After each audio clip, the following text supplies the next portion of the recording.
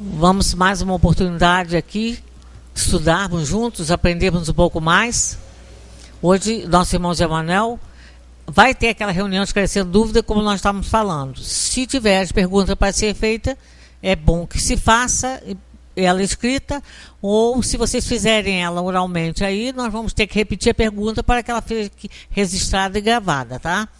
Então vamos lá, vamos agradecer a Deus por mais essa possibilidade de estarmos juntos aqui, ainda encarnados, porque quando desencarnados, certamente, se estivermos interessados, vamos comparecer também.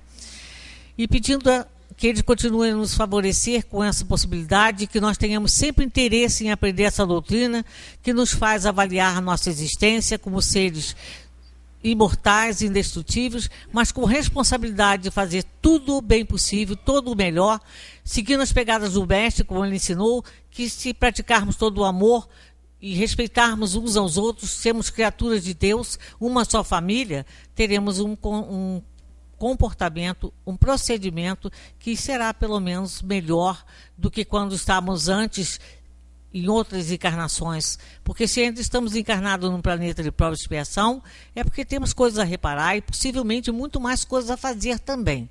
Que Deus continue a nos favorecer e que nós tenhamos sempre a intenção de aprender e fazer uso de nossa existência. Graças vos damos que assim seja. Então vamos ouvir nosso irmão Zé Manuel. Meus queridos, muito boa tarde. Mais uma reunião que nós estamos no Centro Espírita Friburguense, prestem bem atenção, buscando informações sobre uma religião que é diferente de todas as outras. Vocês têm que observar, primeiramente, esse grande detalhe. A doutrina espírita é uma religião diferente de todas as outras. Quando se fala em ecumenismo, vamos fazer um culto junto, o espírita só pode estar presente se for para bater a cabeça com eles. Porque o espiritismo ensina diferente de todas as outras religiões. Por exemplo, quando o espiritismo ensina reencarnação e o budismo também ensina reencarnação, ou outras religiões orientais ensinam reencarnação, elas ensinam uma reencarnação de que o espírito humano pode reencarnar num besouro. E o espiritismo não concorda com isso. Quando na missão dos espíritas, os espíritos disseram para que os espíritas divulgassem o novo dogma da reencarnação, eles disseram o novo dogma da reencarnação, porque esse fundamento chamado dogma, no espiritismo também tem, como tem nas outras igrejas, dogma, só que a diferença é que os dogmas lá não podem ser contestados, nem discutidos. É e acabou. O mistério da Santíssima Trindade é um dogma que não existe para ser discutido. Lá a chefia decidiu e está acabado. É o Pai, o Filho e o Espírito Santo num só e acabou, não tem discussão. O Espiritismo tem dogma, como o dogma da reencarnação, é um deles, mas é altamente discutível e aceitável ou não.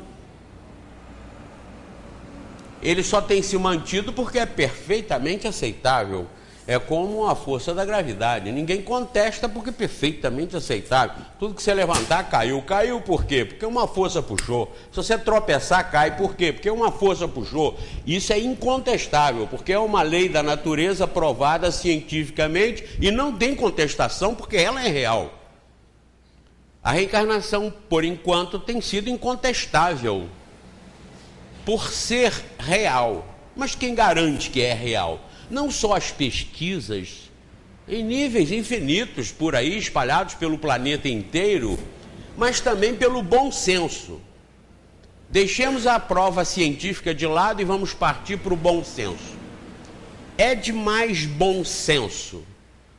O Criador dá oportunidade às criaturas, de todas as suas criaturas, serem perfeitas, ou o Criador criar, jogar num planeta como na Terra, e no final de uma única existência, aquela inteligência que ele criou, se perder para sempre no mal, ou se ganhar para sempre no bem. Então, se você analisar à luz da sensatez, do bom senso divino, analisando esse bom senso divino com os parâmetros do bom senso humano, uma mãe jamais imagina um filho perdido.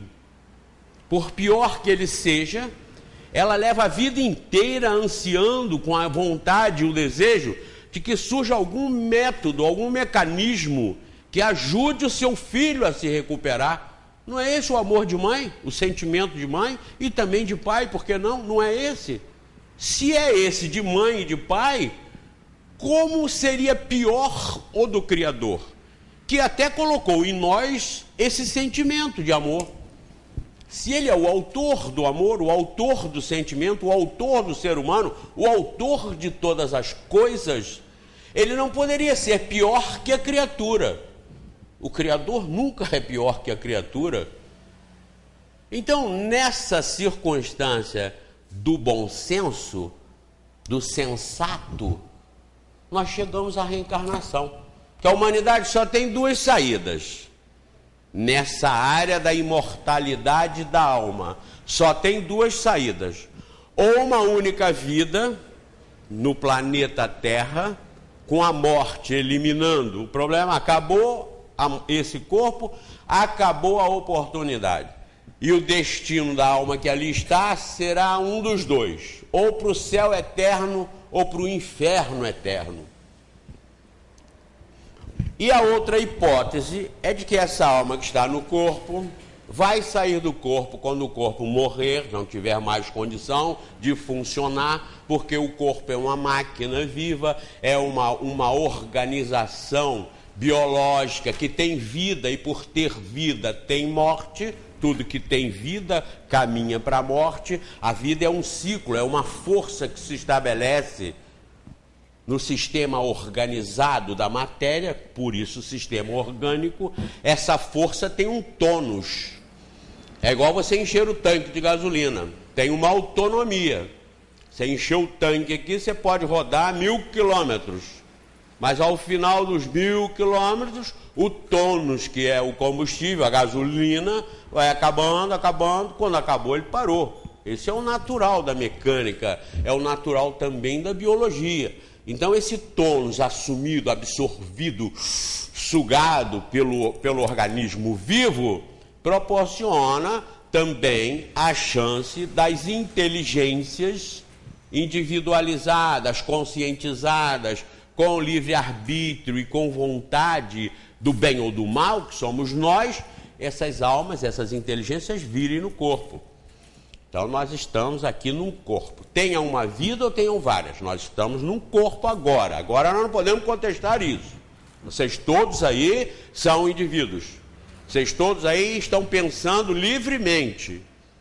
Vocês todos aí estão com condições de fazer o que quiserem. Então nós não podemos contestar que nós temos consciência da nossa existência. Nós existimos e estamos aqui.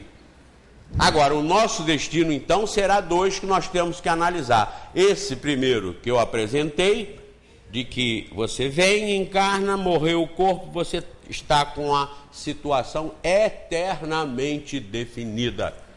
Coisa até insensata, Cecília, para analisar à luz da própria matéria, porque a própria matéria não tem nada definido. Tudo que é isso hoje não será isso daqui a 1000 anos. Com certeza. Mas tudo que é isso hoje continuará existindo daqui a 1 bilhão de anos, 1 trilhão de anos, porque nada se perde. Isso também é uma prova inegável da ciência, da física. A filosofia leva a isso. É o terceiro enunciado da lei de Lavoisier, que diz o seguinte: na natureza nada se perde, nada se cria, tudo se transforma. Então seria uma insensatez imaginar que depois da morte do corpo o indivíduo estaria ou desaparecido ou com a situação infinitamente definida. O que não é, porque eu disse, nada está definido, está tudo no processo de transformação. Então a primeira hipótese é muito insensata, de uma única vida. Agora a segunda hipótese é muito sensata e muito lógica.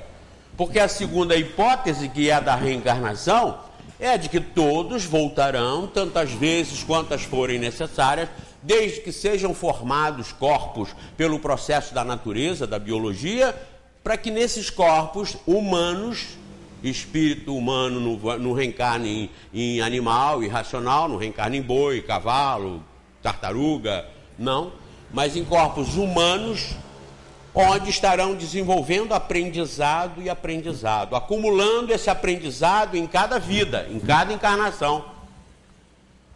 Observem que todos somos diferentes, nossos filhos são todos diferentes. Agora estão pegando aí criminosos com 15 anos, 12 anos, 14 anos na internet, porque são gênios. Eles aprenderam isso aonde? Eles trouxeram isso é intelecto deles, isso eles já sabem. Podem até estar trazendo de outros mundos mais avançados tecnologicamente que o nosso. Então hoje o criminoso não precisa ter experiência na Terra, ele já traz experiência do outro lado, principalmente a intelectual. Como trouxeram os egípcios, como trouxeram os fenícios, os maias, os astecas, civilizações avançadíssimas que passaram pela Terra, mas quem os criou avançado? É até engraçado, pensem, se Deus tem a fórmula daqueles egípcios inteligentes, lá de 5.000 anos atrás, por que ele não continuou criando, aplicando, Cecília, a mesma fórmula nos egípcios de hoje? Os egípcios de hoje não têm expressão nenhuma. A não ser aquelas confusões que estão fazendo, fizeram uma eleição agora, mas não adiantou nada, porque elegeram como presidente um dos ministros do governo que acabou, da ditadura que acabou de sair. Mas vejam bem, nós também vamos fazer isso em Friburgo, votar em quem nós quisermos. Mas olha, todo mundo balançando a cabecinha, né, Cília? Não. Mas vamos ver. Eu acho que se a gente não aprender, nós vamos estar precisando de outra tragédia. E agora não vai ser nem descer morro, não, vai ser terremoto, que aí atinge todo mundo. Que eu descer morro atingiu quem estava nas beiras do morro, né? Debaixo das barreiras. Mas agora tinha que ser um terremoto, para sacudir tudo e balançar todo mundo. Acordem! Qual a causa das tragédias? É despertar os homens. Os espíritos disseram isso. É para em poucos dias você dar um avanço de, às vezes, séculos. Em poucos dias você foi tão tocado que você reage. A finalidade é essa também. Não é castigo de Deus. O planeta iria passar por isso de qualquer maneira. Isso ia acontecer em Friburgo de qualquer maneira, porque é uma situação planetária. Só que nós estamos aqui, claro, mas nós estamos aqui para curtir, para aproveitar essa oportunidade de estar aqui e desenvolver inteligência e sentimento. É por isso que nós estamos aqui. Então nós estamos nessa situação, não é? Mas vejam bem, vão vir eleições aí, nós que vamos escolher, nós que vamos resolver, quer sofrer de novo, quer sofrer outra vez, então vamos já ver como é que foi no passado, faz a mesma coisa, repete a mesma coisa, somos nós quem decidimos, então nessas decisões, vejam, por que nós temos tantas dificuldades às vezes agora, se nossos antepassados não tiveram volta aos egípcios? Por que Deus, tendo a fórmula dos egípcios que construíram as pirâmides, está criando lá egípcios e tão ignorantes como esses que eu estou falando? Fizeram uma eleição e elegeram para presidente o primeiro-ministro do governo do ditador que eles tiraram a tanto sangue, com o derramamento de tanto sangue. Aquele tal de Hosni Mubarak, que era o presidente do Egito. Agora tem outro lá, vai entrar outro que é esse aí. Mas saindo dos egípcios, vem para o México, vem para os maias, os astecas. Se Deus tinha a fórmula dos maias inteligentíssimos, chegaram a prever a distância daqui à Lua, Sol, com precisão matemática incontestável. A diferença de cálculo dos maias daqui para a Lua, para os cálculos da NASA hoje, é de 20 segundos ou 15 segundos, é uma coisa assim, diferença em segundos. E há quem diga que os da NASA estejam errados e dos mais estejam certos. Então, se Deus tinha a fórmula deles, por que deixou bagunçar tanto nós agora? Isso não é uma evidência, uma prova de que, primeiro, a humanidade não está escravizada, não está colocada nesse planetinha como última instância, como último lugar, primeiro e último. É uma outra insensatez, Volu. Uma outra insensatez. Pelo seguinte, esse planeta surgiu na galáxia, aqui no sistema solar, esse planeta surgiu há 4 bilhões de anos. Ou seja, a Terra tem 4 bilhões. Eu vou deixar redondo, diz que são 4,5. 4,5 para 4, 4,5 para 4,8, não faz muita diferença, Magui, que é tão grande, é tanta coisa que isso não faz muita diferença. Mas a Terra tem 4 bilhões de anos. O universo tem 18 bilhões de anos. Diminui um do outro, sobram quantos? 14 bilhões de anos. Olha, quando a Terra foi construída há 4 bilhões de anos, o universo já existia há 18 bilhões de anos.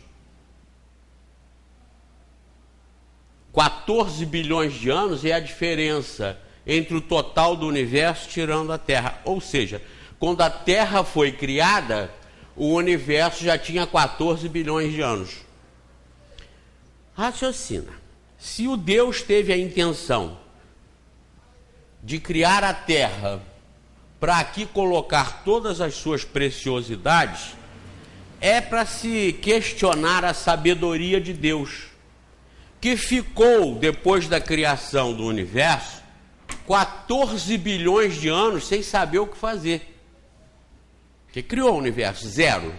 14 bilhões de anos, nada. Deve ter ficado sentido muito sozinho e falou, vou criar uma coisa qualquer para arranjar confusão nisso. Porque isso só deu confusão, a humanidade só é confusão. Não tenho dúvida, só confusão. 98% disso aqui é confusão. Vem noticiário diariamente, eu assisto todos, do Brasil e do mundo. Eu não saio de casa sem estar totalmente informado. Brasil e mundo. Eu chego em casa, o que está acontecendo na China, no Japão e tal, vou lá, clico na CNN, BBC, vou saber o que está acontecendo no planeta, em qualquer lugar do planeta. Vejam hoje, não está diferente de ontem, nem de mês passado, nem do ano passado. É convulsão geral. Guerra, atrocidade, fome, morte, corrupção, imoralidade de toda a ordem. Ou vocês têm dúvida disso? Se ninguém tem dúvida, nós não podemos estar enfiados em uma religião para continuar tudo igual. Senão nós estamos perdendo tempo. Jesus não falou, conhecereis a verdade e a verdade vos libertará. Mas onde está a verdade? No que dizem as religiões, inclusive o Espiritismo? Nós é que temos que analisar e raciocinar sobre isso e separar o que é bobagem, o que é ridículo, o que é irracional e ficarmos com o que é inteligente, sensato e racional. Então é insensato achar que Deus levou 14 bilhões de anos sem saber o que fazer. Depois de 14 bilhões de anos ele criou a Terra. E esperou mais 4 bilhões de anos, ou 3, para botar a vida. E aí esperou mais milhares de anos para começar a desenvolver inteligência. Para depois chegar agora com a gente aqui. Com a gente aqui, como eu estou dizendo. 98% do planeta está entregue ao mal. Tem muita gente boa? Tem, tirando nós aqui, ainda tem muita gente boa lá fora, que eu quero estar bem com vocês. Tirando a nossa santidade, incluindo mais alguns santos que tem por aí, espalhados, não é? O resto é tudo ruim, de mal a pior. Então vejam, um projeto falido. Para você, observem a história do universo. Você vai ver que o Deus, que teria que ser, como dizem os espíritos, a inteligência suprema e a causa primária de todas as coisas, teria levado esse tempo todo da criação para criar a Terra, para depois enfiar o pessoal aqui e estar com um projeto falido. Ou vocês acham que Deus criou essa humanidade para estar se matando, para estar se corrompendo do jeito que está? Não. Mas é claro que ele não criou. O Espiritismo vem mostrar o Deus não é daqui, o Deus não é das igrejas, o Deus é do infinito, dos universos. O Deus é puro amor, pura sabedoria, pura inteligência. O Deus não criou um átomo sem um objetivo, sem uma razão, sem uma utilidade, sem uma lógica. Olha o que ensinaram os espíritos, o que ensina o Espiritismo. Ensina esse Deus supremo, não é Deus espírita, não é Deus católico, não é Deus para contrariar o Deus dos muçulmanos, não, é o Deus dos universos. Não vão existir tantos deuses quanto nós achamos que existam. Não vão existir tantos Jesus como nós achamos que existam. Foi Deus quem estabeleceu a regra da criação universal. O infinito não tem 18 bilhões de anos. O infinito, como o nome diz, é infinito, não tem limites. 18 bilhões de anos é o nosso universo. É esse que nós estamos nele. Nós somos parte dele. Vocês foram estrela, não de cinema nem de televisão, mas vocês todos foram estrela. Eu provo isso de uma forma muito simples, como Carl Sagan, um grande astrofísico, provou para mim. É que nós somos compostos de 100 trilhões de células. Não pense que eu tenho menos porque eu sou pequenininho, não, porque é na proporção. A espécie humana tem 100 trilhões de células. Não tem nenhuma dessas que não tenha vindo da onde? Da Terra. Nós só somos aquilo que comemos, ou aquilo que nos é transmitido pela natureza, que está na Terra.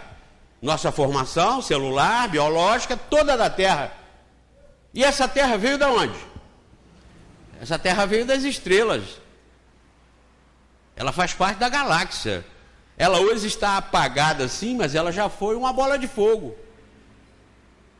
Ela tem a mesma origem que o Sol.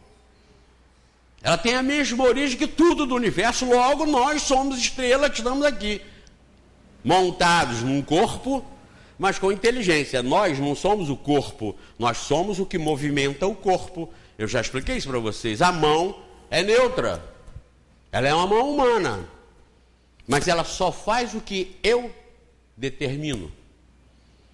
Ela é neutra, ela é da espécie. Existem ações na espécie que funcionam independentemente da minha vontade.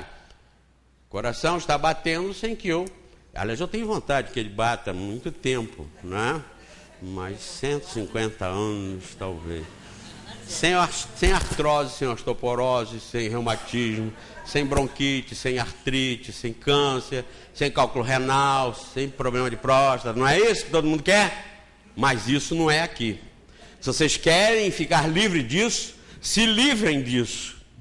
E como se livra disso? Pensando melhor, sendo melhor. Porque se não for melhor, para onde é que nós vamos? Mesmo que a gente queira ir para cá, nós vamos vir para cá. É aqui que tem cerveja na sexta-feira, churrasco no sábado, na laje. É aqui que tem confusão. É aqui que se vende voto, que se compra voto. É aqui que se desvia dinheiro da saúde, que se desvia dinheiro da educação. É aqui que se faz tudo que não presta.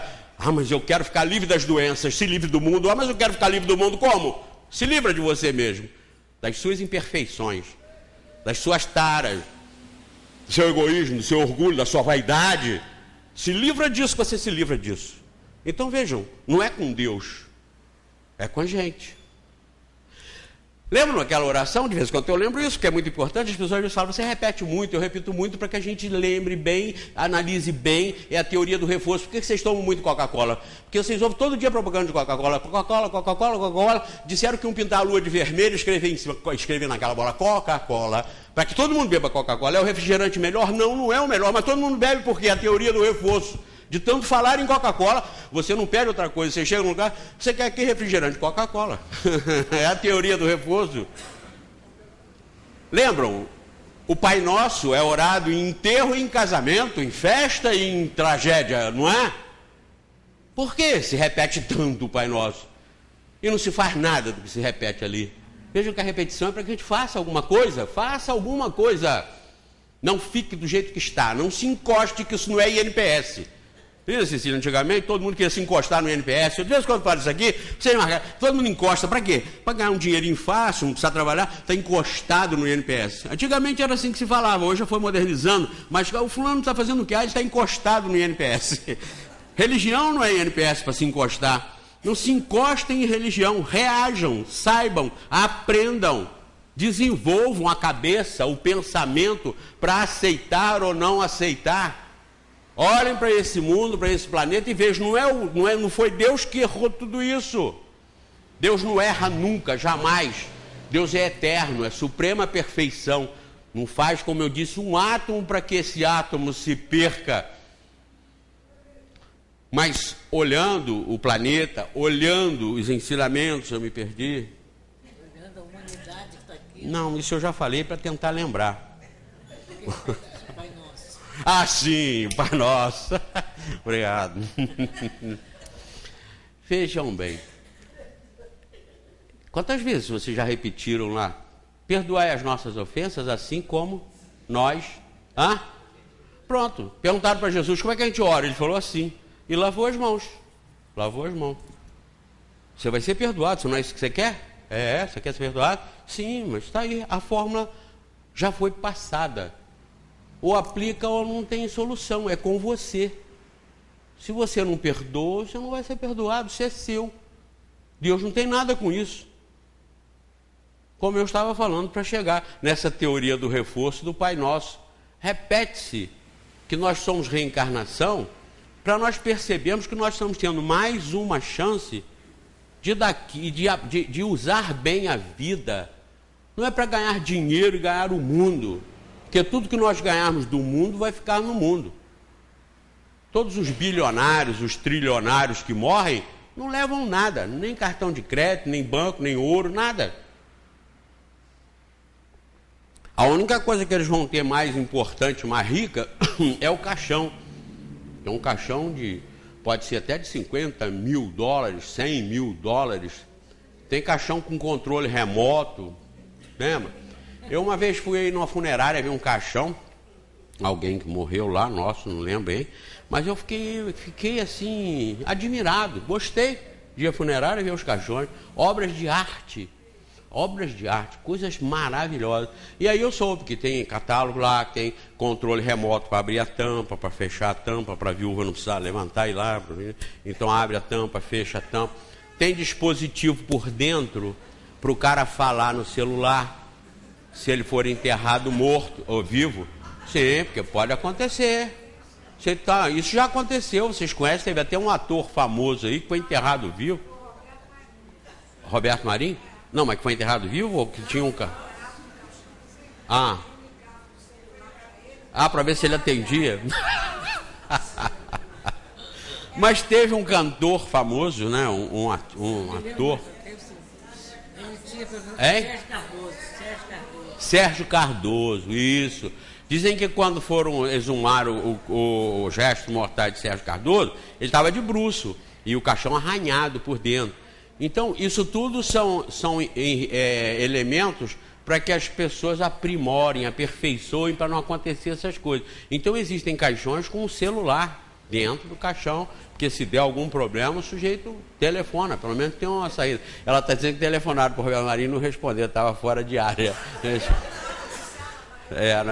Isso pode ser até uma piada, pode ser até uma brincadeira. Não estou contando isso aqui como um fato verídico, mas é claro que se tocar para um falecido, provavelmente ele não vai atender. Eu digo provavelmente porque a transcomunicação instrumental é uma área científica de pesquisas em que através de aparelhos se consegue fazer contato com os espíritos. Os espíritos conseguem contactar através de aparelhos, desde que tenham médiums para isso. Existe uma obrigatoriedade que o Espiritismo ensina, que é a de haver fluidos próprios de médiums, pessoas capacitadas para fornecer esses fluidos para que haja a comunicação. Mas isso é realmente possível. Existe um livro chamado Transcomunicação Instrumental, que começou há muito tempo nem tanto, parece que foi na década de 80, com um tal de Frederick Jurgenson, que era um cineasta que estava gravando nas florestas de Estocolmo vozes de pássaros para fazer uma trilha de um filme, para enriquecer lá os trabalhos dele. E nessa pesquisa para gravar, nesse processo de gravação das vozes de pássaros, eles, quando foram analisar a fita, tinham ruídos estranhos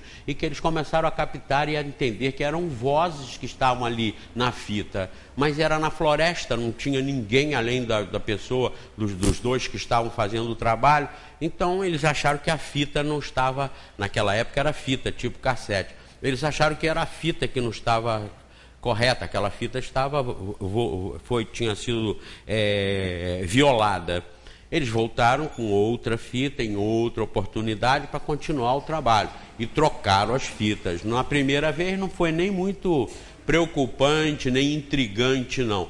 Trocaram a fita e voltaram. Nessa gravação seguinte, aconteceu a mesma coisa. Além das vozes dos pássaros, eles percebiam tentativas de vozes, comunicação, de falas humanas. E eles voltaram lá e acharam que era o lote de fita da empresa, da loja e tal. Então trocaram aquilo tudo, reclamaram e tal, trocaram os tipos de fita e tal. Novamente eles foram a mesma coisa. Eles começaram a brigar entre eles e a produtora das fitas e tal, até que eles começaram a perceber que ali tinha alguma coisa diferente. Mudaram a rotação, fizeram uma alteração de rotação e tal, e começaram a perceber que eram vozes humanas, que eram mensagens, que era a inteligência se comunicando através do gravador. Isso foi o início das comunicações instrumentais. Foi com Frederick Jurgenson que, nessa coleta de informações na floresta de Estocolmo, ele chegou à conclusão, ele chegou à conclusão que eram vozes humanas. E para que não houvesse dúvida, porque podiam ser vozes humanas de rádio, de ondas de rádio, de alguma coisa que estivesse sendo transmitida em algum lugar, essas comunicações estavam sendo feitas em línguas mortas há mais de 2, 3 mil anos, que já não se falavam mais aquele idioma.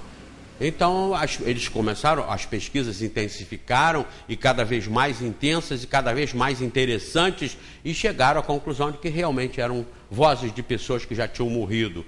Uma série de grandes cientistas se interessaram e se interessam ainda até hoje por isso, em várias partes da Europa, na Rússia.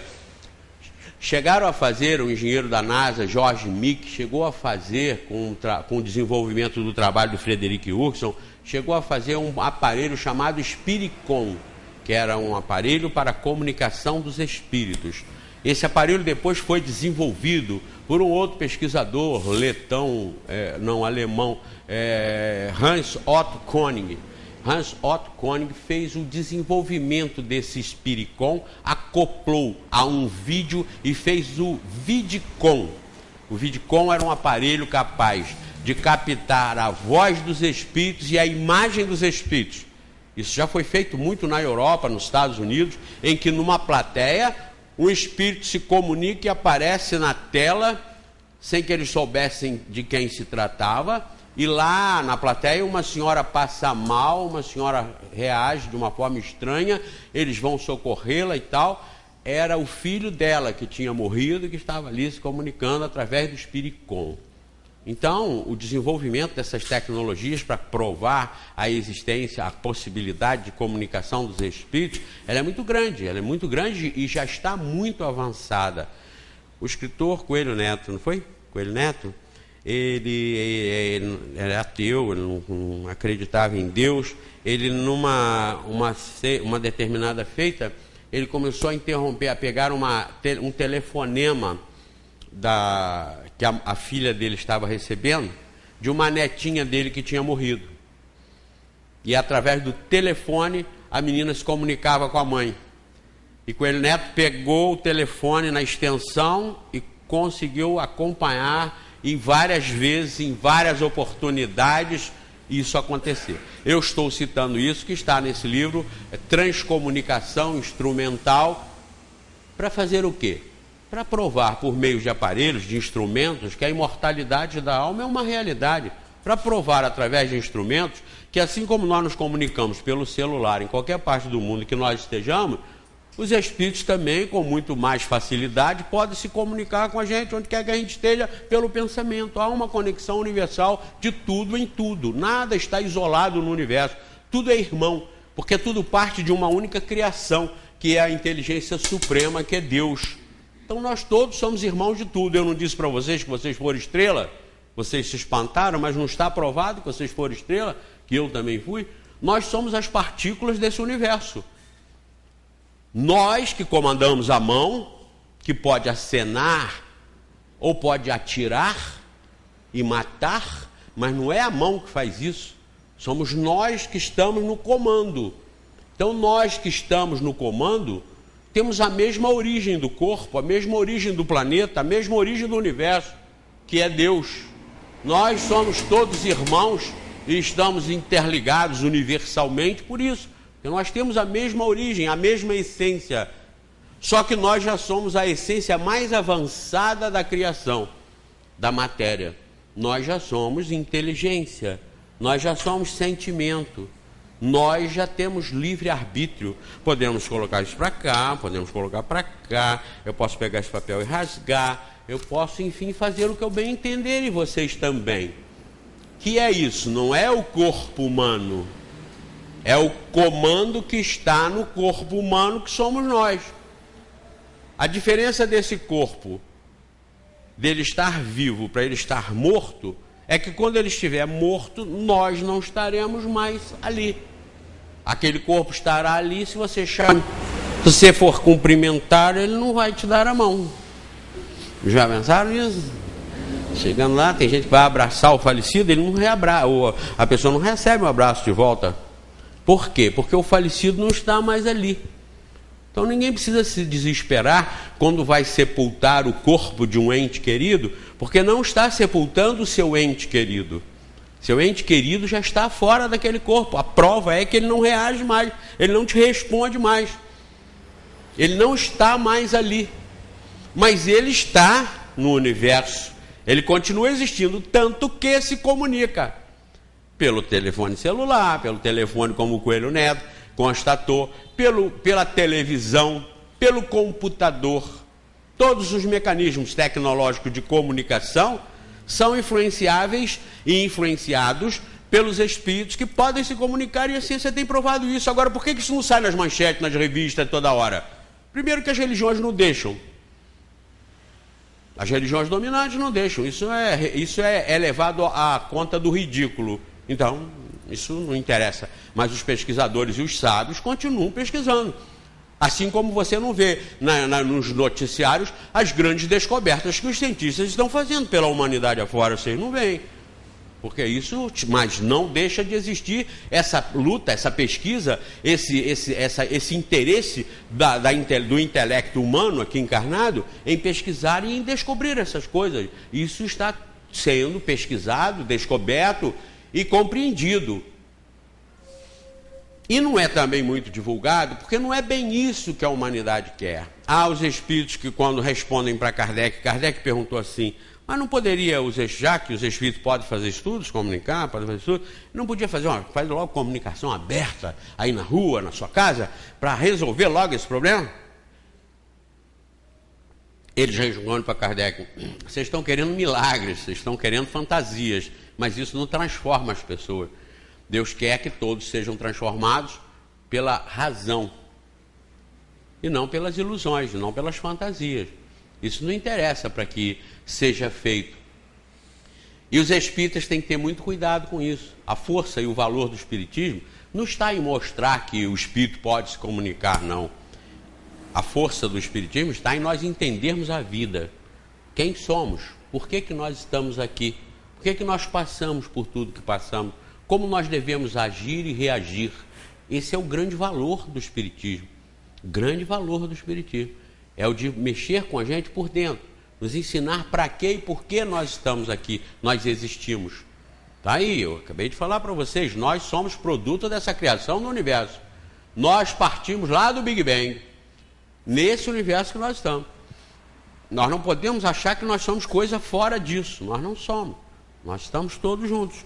Agora, como eu disse que 98% daqui está conturbado, 98% disso aqui é do mal, diz eu falava até 90% para dar uma chance de 10%. Mas o Dr. Norberto Kepp, que é um grande psicanalista, tem programas de televisão, tem livros espalhados pelo mundo inteiro, ele tem programas no mundo inteiro também. Ele e a doutora Cláudia Pacheco, que é outra psicanalista que faz parte dele da Millennium, que é um empreendimento nessa área da psicanálise. Ele falou isso agora num dos últimos programas que eu assisti. Eu falei: doutor Norberto, eu cá comigo, sozinho falando para ele. Eu pensei que fosse mais gente boa que tivesse aí. 98% da habitação do planeta, dos homens, ele disse que está entregue ao mal. A gente percebe isso, a gente vê isso. Mas e daí? Nós vamos nos envolver com isso, porque 98% vai ser reprovado, nós também vamos? É burrice, não? É burrice. Se você está num colégio onde a turma está toda indo mal, aí você, em solidariedade a ele, você relaxa também, vão mal junto, vão todo mundo ser reprovado no fim do ano? Coisíssima nenhuma. Você reage para você passar. É o que uma pessoa inteligente e sensata tem que fazer. Então, e daí? Nós estamos nesse mundo de corrupção, nesse mundo de maldade, de atrocidade, primeiro, porque nós merecemos. E segundo, nós estamos nisso para passar nessas provas, para sairmos bem-sucedidos nessas provas. É isso que o Espiritismo ensina.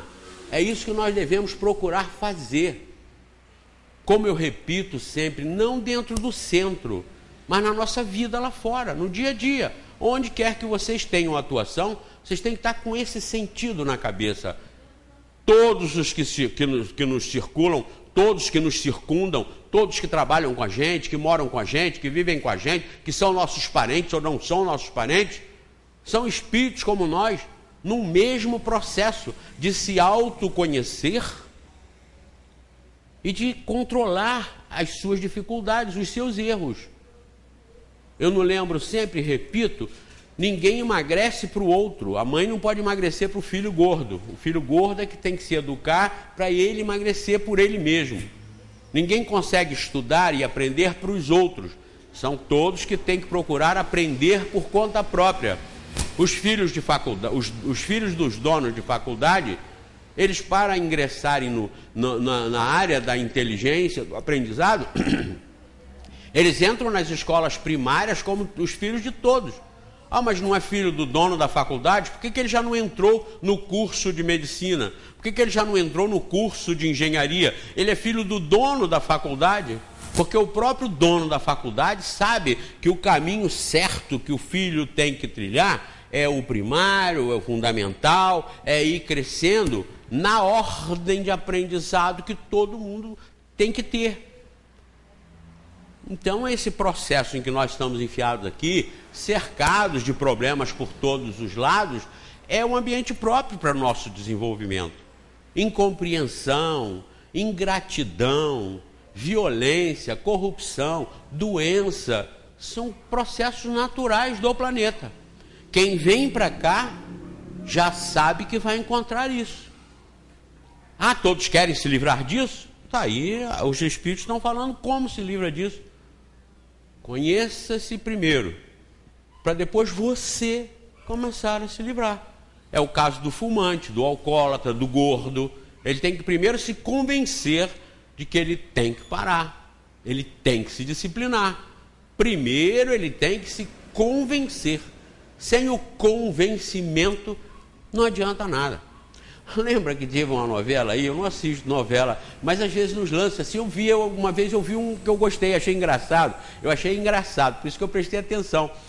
Parece que um spa, e o pessoal roubava comida fora para traficar comida lá dentro, porque o pessoal estava no spa, mas queria comer à vontade, né? Então pagavam caríssimo por uma pizza, que entrava clandestino, igual droga. Igual droga, é a mesma coisa. O viciado em drogas, ele tem que se convencer primeiro, para depois ele reagir. Então eu lembro quando apareceu, parece que entrou um frango, acho que foi um frango no spa, e eles não tinham como assar aquilo, eles assaram no ferro elétrico, ferro de passar roupa, eles assaram o frango com ferro de passar roupa para comer escondido, não é? É uma vocação que a gente tem, de esconder as coisas erradas, de querer se passar sempre por gente bem, gente boa, não erra, não fala bobagem. Isso atrapalha a gente. Claro que vocês não vão sair por aí falando bobagem, nem eu. Mas nós temos que nos admitir como nós somos, imperfeitos.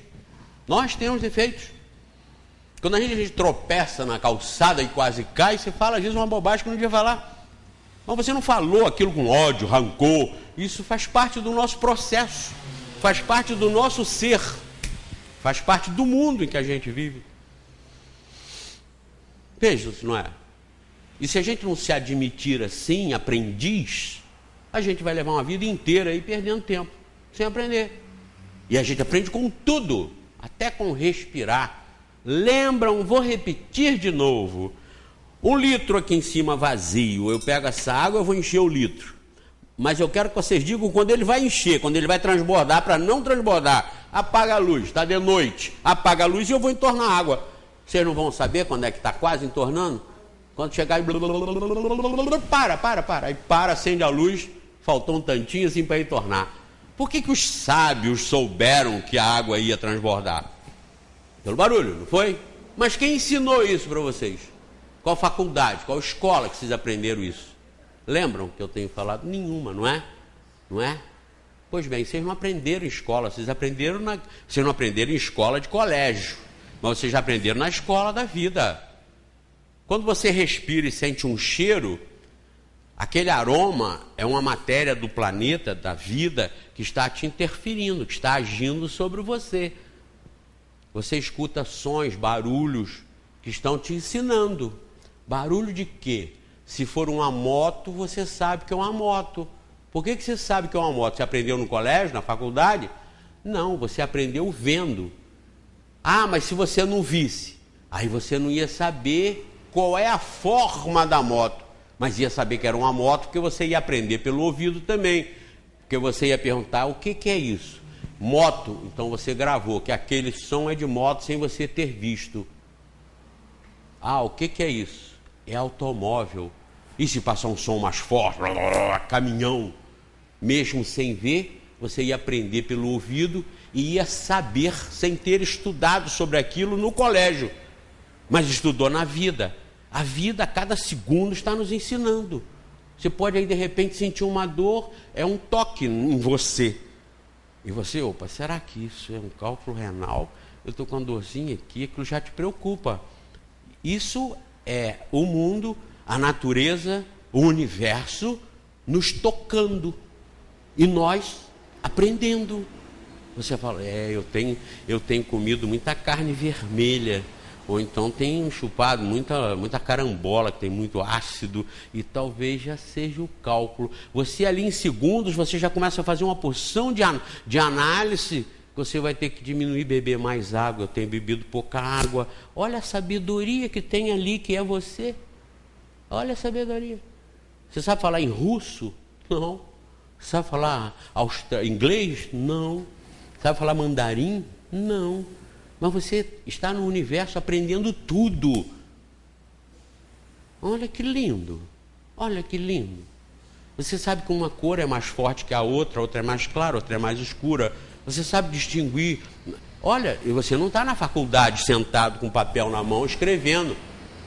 Mas não tem momento algum que nós não estejamos sendo tocados pelo universo.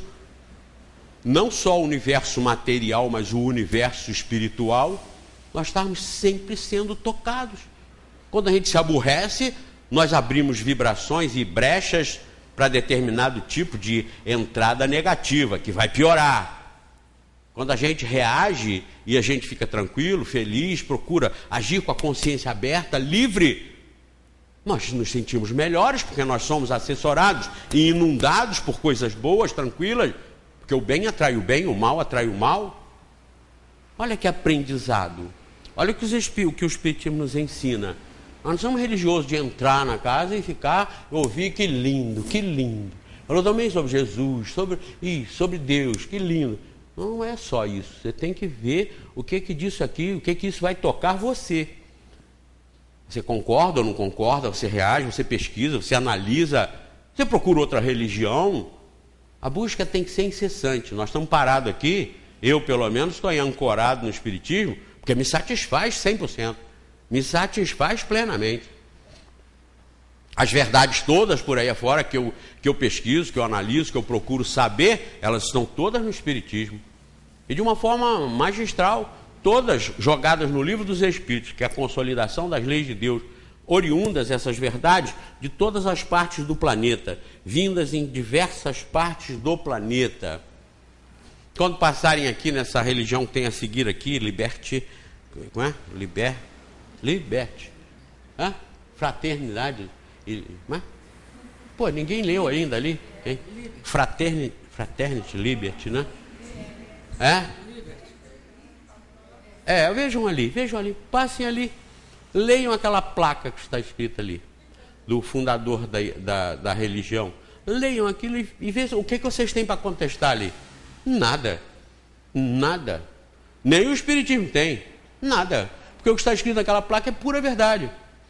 A busca da verdade, em outras palavras, lá está escrito o seguinte: a busca da verdade independe de excesso de frequência religiosa. Significa que você te socar num templo, ele vai fazer tudo que a igreja manda, ele está com problema, ele está encontrando verdade, coisa assim, nenhuma. Vai lá e leiam aquilo ali, e quando passarem, leiam. E vejam que bonito. É a verdade, é a verdade. É o que diz o Espiritismo? Exatamente. É o que pode dizer em outras doutrinas? Exatamente. Só que os Espíritos canalizaram para aqui, para o Livro dos Espíritos, o conteúdo das verdades espalhadas pelo planeta. Então está tudo consolidado aqui, tudo reunido aqui. Pode, analisem, pesquisem, estudem, vejam a sensatez, como eu disse, a respeito de Deus e dessas revelações, vejam se não convence, vejam se não nos fortalece. Claro, sem agarrar vocês aqui ao centro. Vocês não estão grampeados aqui no centro, vocês não estão escravizados aqui no centro, vocês não precisam nem vir mais aqui no centro. O centro terá cumprido a sua missão do centro quando passar para vocês a importância disso. Passado a importância disso para vocês, se vocês nunca mais vierem aqui, o centro cumpriu o seu papel. Porque em qualquer lugar do universo que vocês estejam, vocês vão estar lembrando disso aqui, vão procurar soluções aqui, não no centro. A solução não está no centro. O centro é o local de estudo, de pesquisa, de troca de ideias, de colocações de posições e etc., que às vezes uns concordam, outros não concordam, vamos todos analisar, porque nada aqui está definido fechadamente, mas é a causa de nós estarmos aqui no centro, todos reunidos, para ouvir, para analisar, para pensar nisso. As verdades que estão aqui, elas estão espalhadas por toda parte do planeta, e elas são as verdades que regem os universos. Elas não são do Espiritismo, elas são de Deus. E de Deus não são também para os espíritas, elas são de Deus para a humanidade. Então olhem que bonito. Não é a doutrina que falou que vocês estão salvos, eu também, estamos com o problema resolvido. Não. Ela esclarece quem você é, quem eu sou, e o que eu e vocês temos que fazer para tirarmos o maior proveito possível da nossa passagem por aqui, sabendo que nós somos diferenciados da criação originária a partir do Big Bang e que gerou tudo que existe, que está no processo de evolução e que cai aqui nessa pergunta única que teve hoje, não foi a única? Nessa pergunta única que tem aqui. Vi esta semana que um gato foi encontrado morto com as 4 patas arrancadas e também muitos gatos e cachorros envenenados. Além de sofrerem com todas as maldades humanas, veja o caso dos passarinhos, bichos feitos para voar e nesse céu infinito são engaiolados em espaços reduzidos. Sofrem os animais também com as forças da natureza, com as geadas. Eu vou operar a catarata brevemente, talvez eu vá ler melhor. Graças a ontem eu fui fazer os exames, eu estou com medo danado, porque se o médico não me explicasse como é que era, eu ia igual vocês às vezes já foram enganados. Mas eu eu não gosto de ser enganado, eu gosto de saber das coisas. E nesse saber das coisas eu entrei numa fria, porque eu falei, mas como é que é isso? Ele foi me explicar. Ele pegou um globo desse tamanho assim, que era um olho, e tirou aqui a tampa, e tirou aquela lâmina aqui, e falou, eu vou tirar isso que está aqui. Eu falei, mas como? Ele falou, não, faz um corte aqui, dá uma anestesia aqui. Eu não gostei de nada daquilo. Eu falei, eu vou ficar cego. Claro que eu vou ficar cego. Pois é, Cecília está me dando força aqui. Mas eu fiquei preocupado. Então ontem eu fui lá, e cheguei lá e por acaso tinha um senhor assim, cabecinha branca na minha frente, muito animado, falando. Aí eu brinquei com ele, falei, vai arder, porque pingaram no meu olho e ardeu a beça. Aí depois, um tempo, uma hora depois, eu voltei para fazer outro exame, aí pingaram no dele, eu falei, vai arder. Ele falou, mas ardeu para. Aí ele muito animado, falante, e a mulher dele também, uma senhora sentada do lado.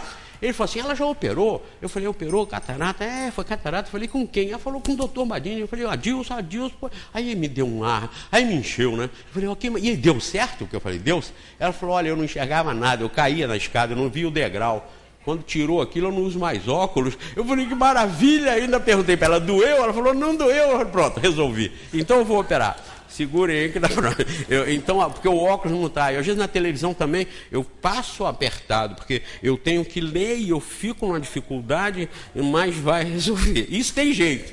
Isso tem jeito. Hoje tem jeito, antigamente não tinha, mas hoje tem jeito. Então vá lá.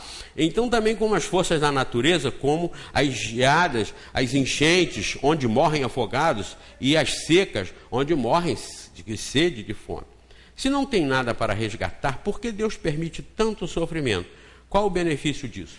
Nada que existe é inútil e não deixa de ter benefício. Tudo tem benefício. Por quê? Porque eu não falei que isso aqui é a sabedoria suprema? Isso é a inteligência suprema? Isso aqui não tem erro nenhum? Então são os nossos olhos imperfeitos, a nossa sabedoria imperfeita ou falta de sabedoria, que vê às vezes coisas erradas no funcionamento da natureza. Os animais não sofrem, porque a dor para os animais não é um sofrimento, porque eles não têm consciência a respeito do que está passando. É um processo da natureza que está se desenvolvendo, onde ali, num corpo biológico como o nosso, tem uma inteligência, mas que não é senhora de si. Ela está no processo da evolução. E essa inteligência está no processo também da individualização. Mas ela só se desenvolve não pela dor, não pelo sofrimento, porque ela não tendo consciência disso, ela não assume responsabilidade, não tem livre-arbítrio. Os animais não têm livre-arbítrio. Nós sofremos porque temos livre-arbítrio. Nós, quando fazemos o erro retorna nas consequências que ele gerou e nos faz sofrer. Os animais não têm livre-arbítrio. Eles agem, é um processo inteligente que está agindo por força de uma regra, de um gabarito universal, global e universal, criado por essa inteligência suprema. Logo, não há o sofrimento do animal. Pode haver a dor na definição técnica e biológica de dor, que é uma reação da vitalidade no sistema nervoso e vice-versa. Mas não há sofrimento, porque ali não tem uma almazinha consciente com livre-arbítrio. Ali tem uma inteligência, matéria-prima, que será a formadora do humano. Ela será um dia humanizada. Quando for humanizada, conscientizada e tiver livre-arbítrio para agir, aí ela começa a sofrer. Aí a perda de um braço, a perda de uma perna, uma doença a mais, uma doença a menos, uma tortura, vai causar lá na alma consciente, individualizada, que somos nós, é vocês, são vocês e eu, aí nós vamos sofrer as consequências. Fora disso, está. Agora, e os que estão maltratando? Esses são, claro, esses são inteligentes, esses têm livre-arbítrio e estão fazendo o que não deve. Esses já estão acumulando sofrimento e responsabilidade, que os animais não estão. Viram? Legal? Tem alguma coisa errada no Criador aí? Claro que não tem. Nada é errado. Pode ser incompreendido, mas é tudo certo e perfeito, como perfeito é o Pai que está no céu. E Jesus não falou, e sede perfeito como perfeito é o Pai que está nos céus? Queridos, assim, e aí? Nós podemos maltratar, matar os animais, traçalhar os animais? Nunca. Nem as flores, nem as florestas. Não é isso que a gente aprende? Isso não é o bem, isso não é a ordem, isso não é a harmonia. O único animal que estraga é o animal humano. É o ser humano. É o único animal que caça sem estar com fome, que mata sem estar com fome, sem precisar comer, porque o leão, quando ele não está com fome, ele convive com as zebras, com as gazelas. Você vê naquelas savanas africanas, leões, aquelas zebras, gnus, ninguém preocupado com ninguém, porque sabe que está tudo em ordem. Agora, quando a fome ronca, aí o pessoal sai de alerta. Aí já há um alerta geral na floresta. Aí as zebras saem de perto, aí alguém vai ser sacrificado. Alguém vai ser sacrificado. É a lei da natureza, é a regra. Quando morre alguma coisa, nada ali se perdeu, apenas se transformou. Até aquela inteligência que estava ali não se perdeu, claro, é o principal, é a inteligência que está ali. Que Deus nos abençoe e até a próxima. E continuem interessados, estudando e pesquisando Livro dos Espíritos. Sabe por quê? Porque só a partir dele a gente tem certeza de que o resto pode estar certo ou errado.